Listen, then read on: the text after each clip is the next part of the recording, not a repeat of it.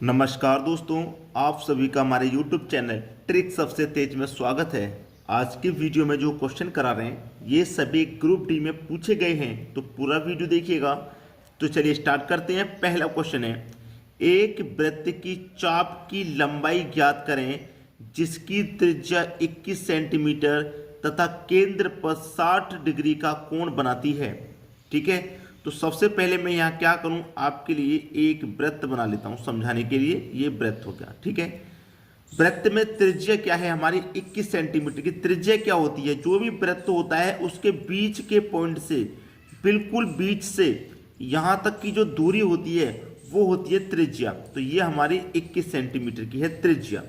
ठीक है, 21 सेंटीमीटर त्रिज्या है और इसके केंद्र पर 60 डिग्री का कोण बनाती है। 60 डिग्री का इसके केंद्र पर कोण बना रही है। जैसे कि ये मेरी त्रिज्या है और यहाँ पे कोण कितने का बना रही है भाई, 60 डिग्री का बना रही है। ये 60 डिग्री का मेरा कोण हो गया। ठीक है, 60 डिग्री का ये मेरा कोण हो गया। ठीक है, तो हमसे पूछ क्या रहा है कि एक वृत्त की चाप की लंबाई ज्ञात करें। चाप की लंबाई यानी कि ये वाली लंबाई, ये चाप की ये वाली लंबाई ज्ञात कर रहा है। ये वाली लंबाई पूछ रहा है, वो चाप की लंबाई। ठीक है, तो देखिए परिधि बराबर क्या होता है, परिधि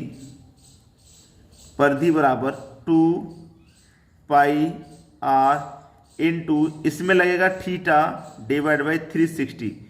देखिए ये पूरा सर्कल 360 का होता है। ठीक है, ऊपर थीटा की वैल्यू आ जाएगी जो कि हमारी 60 डिग्री का कोण है। चलिए बराबर 2 पाई की वैल्यू हो जाएगी 22/7 आर, यानी कि रेडियस कितना भैया आपका, त्रिज्या 21 सेंटीमीटर है। तो यहाँ पे आर की वैल्यू 21 आ जाएगी इनटू थीटा की वैल्यू कितनी है, 60 डिग्री का कोण है, बटे में 360। ठीक है, चलिए अब इसको कटा लेंगे। 0 से भाई ये 0 कट जाएगा। ठीक है, 6 6 36 कट जाएगा, 6 बार में कट गया। कटने के बाद में 7 से कट जाएगा, 7 त्रिक का 21 कट गया। ठीक है, 7 त्रिक का 21 कट गया। अब 3 से 6 कट जाएगा 2 बार में, और ये 2 से ये 2 कट जाएगा। आपके पास बचा क्या, केवल 22 बचा। तो परिधि कितनी निकल के आ गई आपके पास, परिधि निकल के आ गई 22 की। कितना, 22। यही आपके क्वेश्चन का बिल्कुल सही जवाब है, बी ऑप्शन। उम्मीद करूंगा कि सभी को आंसर समझ में आ गया। तो ये कितनी है, ये दूरी 22 सेंटीमीटर की। चलिए अब देखेंगे अगला सवाल। अगला सवाल है, एक ट्रेन एक पोल और एक प्लेटफॉर्म को 26 सेकंड और 36 सेकंड में पार करती है। यदि ट्रेन की गति 90 किलोमीटर पर आवर है तो प्लेटफॉर्म की लंबाई ज्ञात करें। देखिए ट्रेन की जो स्पीड है, जो चाल है ट्रेन की, वो है 90 किलोमीटर प्रति घंटा। 90 किलोमीटर प्रति घंटा। अब यहाँ पे चाल तो 90 की है, पूछ किस मेरा मीटर में, समय सेकंड में दे रखा है, तो इसको चेंज करना पड़ेगा ना।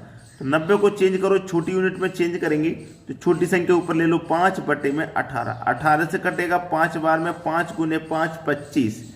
ठीक है, 25 मीटर प्रति सेकंड निकल के आ गया छोटी यूनिट में। अब देखिए हमारे पास जो ट्रेन है, वो एक प्लेटफॉर्म को 26 सेकंड में पार कर रही है। कितने में, 26 सेकंड में पार कर रही है। ठीक है, अब उसके बाद में ट्रेन पोल को पार कर रही है और फिर उसके बाद में प्लेटफॉर्म को पार कर रही है। पहले पोल को पार कर रही है 26 में, फिर प्लेटफॉर्म को पार कर रही है। तो यानी कि जो ट्रेन है वो प्लेटफॉर्म को जब पार करेगी तो प्लेटफॉर्म से अपनी दूरी को भी पार करेगी, जितनी बड़ी वो ट्रेन है। दूसरी बात, जो प्लेटफॉर्म की लंबाई है उसे भी पार करेगी, दोनों को पार करेगी। ठीक है, तो उसमें कितना समय ले रही है, वो 36 सेकेंड का समय ले रही है। ठीक है, अब देखिए 26 से 36 का समय ले रही है, कितना, 10 सेकेंड अधिक ले रही है। ठीक है, कितना अधिक ले रही है भाई, 10 सेकेंड अधिक ले रही है। 10 सेकेंड अधिक ले रही है। आपसे पूछा क्या था कि प्लेटफॉर्म की लंबाई ज्ञात करें, 10 सेकेंड का अधिक समय ले रही है कि नहीं ले रही। हमारे पास चाल कितनी थी, 25 की चाल निकल के आई थी। ठीक है, 25 का मल्टीप्लाई कितने से कर देंगे आप, 10 से कर देंगे, ये हो जाएगा 250। तो प्लेटफॉर्म की लंबाई कितनी है, 250 मीटर। 250 मीटर, डी ऑप्शन सही हो गया आपका। अब देखते हैं अगला क्वेश्चन। अगला सवाल है, एक निश्चित धनराशि 5 वर्षों में स्वयं का 5/2 गुना हो जाती है, वह ब्याज दर ज्ञात कीजिए। ठीक है, चलिए रेट ज्ञात करना है, दर ज्ञात करनी है, मतलब रेट ज्ञात करना है। हमें प्रिंसिपल जब नहीं दे रखा होता है तो हम प्रिंसिपल को क्या मान लेते हैं, 100 रुपया, प्रिंसिपल को हम 100 मान लेते हैं, ठीक है। और हमसे क्या कह रहा है कि प्रिंसिपल का यानी कि धनराशि का 5/2 हो जाती है, 5/2, 2 से कटेगा 100, 50 बार में 50 का मल्टीप्लाई में 5 से कर दूंगा, ये हो जाएगा 250, ठीक है। अब कोई राशि हमारी 100 थी, 100 मानी थी, 100 से हो गई 250, तो कितनी बढ़ गई, 150 बढ़ गई। जो बढ़ता है वही तो ब्याज होता है। चलिए अब सिंपल इंटरेस्ट वाला फॉर्मूला तो आपको मालूम ही होगा, simple interest equal to PRT/100, ठीक है। सिंपल इंटरेस्ट कितना है, ब्याज आपका 150, प्रिंसिपल हमने 100 माना था, रेट निकालना है, टाइम है 5 वर्ष का, ठीक है, टाइम 5 वर्ष का है, और बटे में कितना 100, 100 से ये 100 कट जाएगा, और ये 5 से आपका ये कट जाएगा 30 बार में, इधर 30 बचा, इधर रेट बचा, रेट कितना निकल के आया, 30% का। पहला ऑप्शन सही हुआ। चलिए अब देखेंगे अगला क्वेश्चन। अगला प्रश्न है, यदि a + b + c = 0 हो तो a² बटे में a² - bc + b² बटे में b² - ca + c² बटे में c² - ab बराबर क्या होगा। देखिएगा a + b + c ये पूरा 0 के बराबर है। 0 के बराबर पूरा कैसे आएगा, देखिए ध्यान लगाना थोड़ा सा। अगर a की वैल्यू हमारे की 1 हो, b की वैल्यू भी हमारे की 1 हो, और c की वैल्यू हमारे की 2 हो, तो ये दोनों प्लस के हो जाएंगे और c माइनस का 2, यानी कि पहले इनको जोड़ूंगा, 1 + 1 2 हो जाएगा, 2 से माइनस का 2 कट जाएगा तो 0 ही तो आएगा। ये बात आप जानते हैं भाई, प्लस का 2 और माइनस का 2 आपस में कटने के बाद 0 ही तो होता है। तो a की वैल्यू 1 होगी, b की वैल्यू 1 और c की वैल्यू -2। समझ में आ गया। अब इसी वैल्यूज को यहाँ पे रख देंगे तो आंसर आ जाएगा। a की वैल्यू कितनी है भाई, 1 का स्क्वायर 1 ही रहेगा, ठीक है, बटे में आ जाइए। a की वैल्यू 1 है, 1 का स्क्वायर करूंगा 1 ही रहेगा, माइनस में आ जाइए, माइनस, ठीक है, माइनस यहाँ पे समझ ही ना। हमारे पास क्या दे रखा, b और c। b की वैल्यू हमारी की कितनी है, 1 है, और c की वैल्यू कितनी है, -2। तो -2 का गुना 1 से हो जाएगा, तो माइनस प्लस, और यहाँ माइनस है पहले से, तो माइनस माइनस का गुना प्लस का हो जाएगा, यानी कि +2, ठीक है, +2। कैसे, देखिए मैं आपको समझा देता हूँ। जैसे मेरा आएगा -1, b की जगह +1 है, और यहाँ पे माइनस है तो प्लस माइनस माइनस हो जाएगा, फिर आ जाएगा मेरा -2।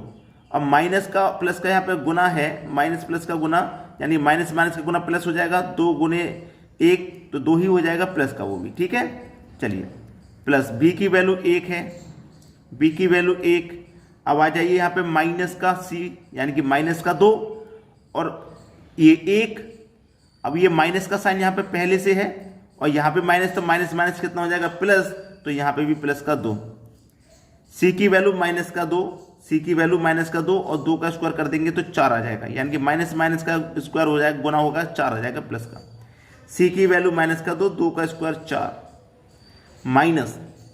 अब देखिए a की वैल्यू 1 है, b की वैल्यू भी 1 है, 1 का 1 से गुना रहेगा तो 1 ही रहेगा, माइनस का रहेगा, ठीक है। चलिए ऊपर 1 बटे में 3 हो जाएगा, ऊपर 1 बटे में 3 हो जाएगा, क्योंकि जोड़ लेंगे ना 3 हो जाएगा।